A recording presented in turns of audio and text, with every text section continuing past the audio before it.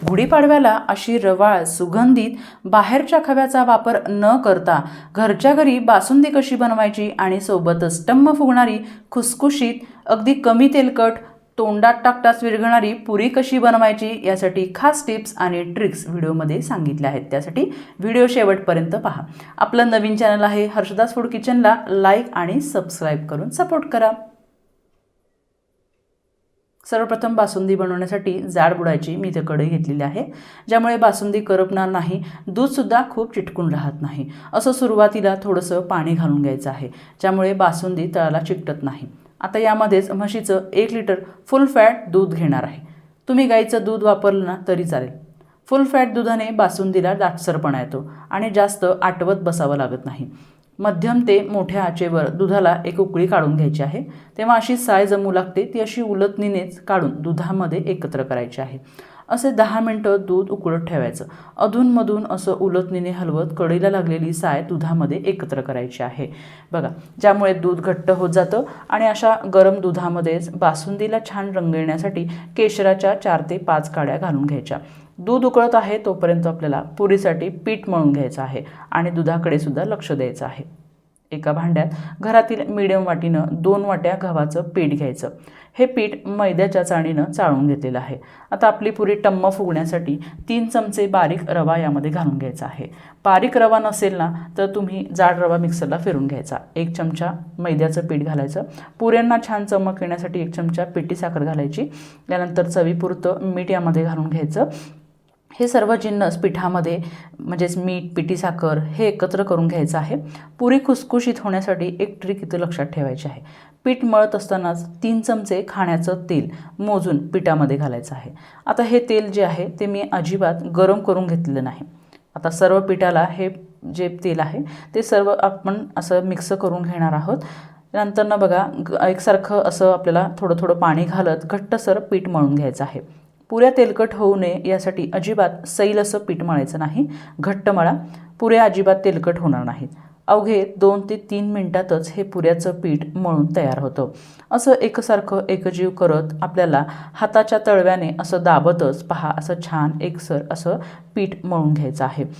आता यामध्येच बघा आपल्याला किंचितसा आपल्याला तेलाचा हात जो आहे, आपण जे साधं पीठ मळतो तेव्हा तेलाचा हात लावतो तसाच तेलाचा हात लावून हे पीठ मळून घ्यायचं आहे। असं एकजीव केलं तर ह्यामध्ये मॉइश्चर देखील राहतं। आता हे पीठ आपण झाकणीने झाकण लावून किमान 30 मिनिटं तरी मुरण्यासाठी ठेवणार आहोत। यानंतर दुसरीकडे एका कढईमध्ये 1 चमचा साजूक तूप घ्यायचं आहे। यामध्ये आवडत असेल तसे ड्रायफ्रूट्स आपण उभ्या आकारात कट करून यामध्ये घालायचे आहेत बघा। हे ड्रायफ्रूट्स उभ्या आकारात कट करून घातल्यामुळं खूप छान दिसतात। त्यानंतर हे 1 मिनिटापर्यंतच परतायचे आहेत, खूप करपट असे काढायचे नाहीत। त्यानंतर एका ताटलीमध्ये हे काढून घ्यायचे आहेत। त्यातमध्ये आता आपल्याला शेजारी तापवत ठेवलेल्या दुधापैकी थोडंसं दूध म्हणजेच 125 ml दूध घ्यायचं आहे। आता हे दूध मी कसं मोजलं ते तुम्हाला सांगणारच आहे। बासुंदी रवाळ आणि दाटसर होण्यासाठी एक ट्रिक म्हणजे घरीच आपल्याला खवा बनवण्यासाठी 125 ml दुधामध्ये 125 ग्रॅम इतकी मिल्क पावडर घ्यायची आहे बघा। ज्या वाटीने मिल्क पावडर मोजली ना त्याच वाटीनं दूधही मोजून घ्यायचं, म्हणजे दोन्हीचं मिश्रण 5 ते 7 मिनिटं हलवत ठेवायचं, म्हणजे दाटसर करून घ्यायचं।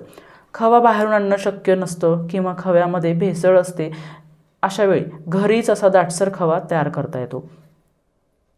काही वेळातच बघा असा खट्ट खवा दिसायला लागतो, तेव्हा गॅस बंद करायचा आणि खवा असा एका ताटामध्ये काढून घ्यायचा।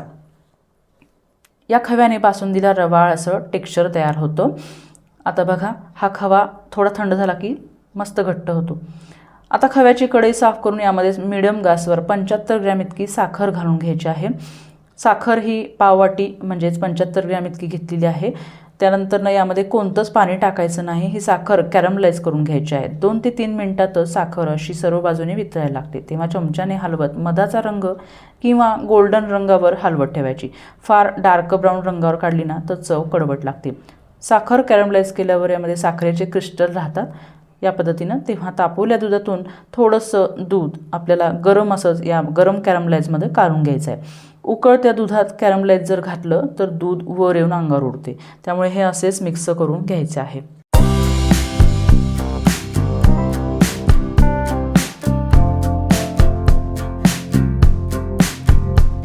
तयार झालेले कॅरमलाइजचे मिश्रण गरम दुधात घालून घ्यायचे।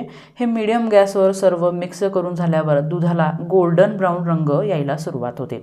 दुधाचे टेक्स्चरसुद्धा रवाळ असे होते।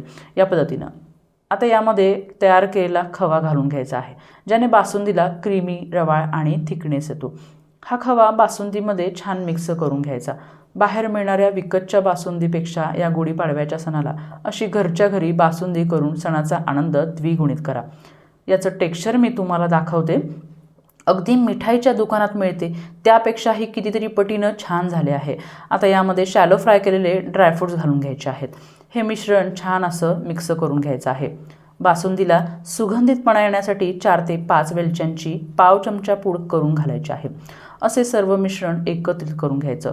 सुगंधित, रवाळ, ड्रायफ्रूट्स युक्त बासुंदी तयार आहे। आता हे बघा, इथं पीठ जे भिजवलं होतं ते छान मुरलेलं आहे। आता थोडंसं हाताला तेल लावायचं आणि तिंबून घ्यायचं। असं एकसारखं हाताच्या तळव्याने एकजीव करत पीठ तयार करून घ्यायचं। या पिठाचे एकसमान असे गोळे तयार करायचे आहेत। छोटी किंवा मोठी ज्या पद्धतीनं तुम्ही पुरी करणार आहात त्याच पद्धतीनं गोळे तयार करून घ्यायचे, म्हणजे भराभर पुऱ्या लाटता येतील आणि खूप कमी वेळेत लाटून आणि तळूनही या पुऱ्या तयार करता येतात। हे सर्व पिठाचे गोळे तयार करून झाकून ठेवायचे आहेत। आता यातील एक एक गोळा लाटून आपण सर्व लाट्या लाटून घेणार आहोत। लाटत असताना सर्व बाजूनी समान दाब देऊन हे पुऱ्या लाटून घ्यायच्या आहेत। एकाच ठिकाणी किंवा मध्यभागी जास्त जोर लावून लाटायचं नाही। बघा, सर्व थिकनेसच्या असा सर्व बाजूंनी आपण पुरी अशी लाटून घेणार आहोत। पहा किती छान अशी पुरी आपण तयार करून घेत आहोत। अशा सर्व पुऱ्या आपल्याला एकदाच लाटून घ्यायच्या आहेत, म्हणजे पटापट आपल्याला ह्या पुऱ्या तळून घेता येतील।